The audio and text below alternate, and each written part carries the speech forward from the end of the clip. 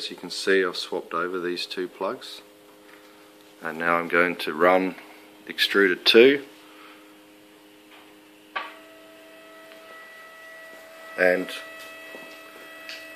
it's working fine. Now I will change them back. I'll run Extruder 1. I've swapped over the two plugs at the top, and I'll run Extruder 2 on Extruder 1. And it's making a nasty sound. I've put the plugs back into their original position, and I'll run Extruder 1. So no matter which way you put it,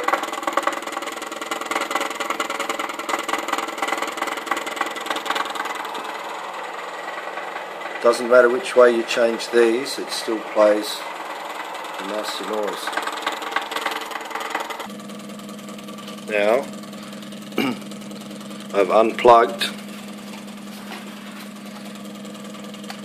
Extruder 1 and plugged it into Extruder 2, and it's making the noise.